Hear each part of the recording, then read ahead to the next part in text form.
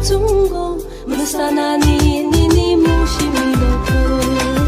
Lechabna ni mushimiloko Musana ni mushimiloko Lechabna ni mushimiloko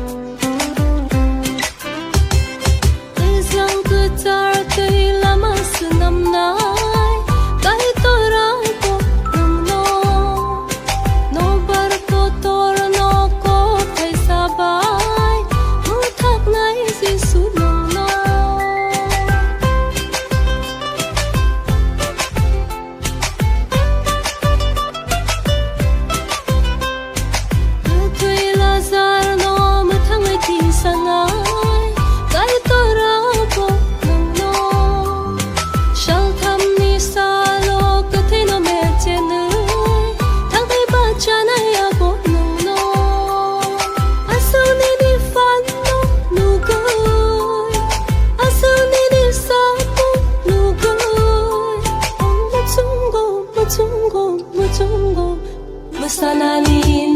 mushimiloko Lechabna ni mushimiloko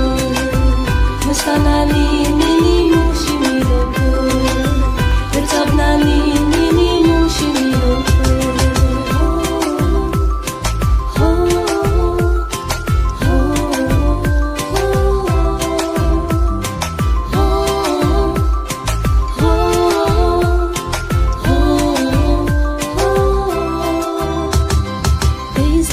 Slai bo kutu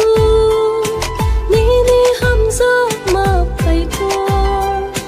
hathai ni slai bo kutu ni khairo ma pai kor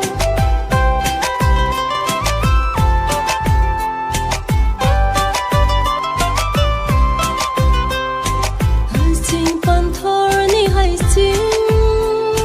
ni slai ku ba hamsak ma nokhani a thukri rong ni slai tei ba ku bang ni hamsak ma asani ni hamsak ma nok ma nai asani ni khai rok ma nok ma nai mutungo musana ni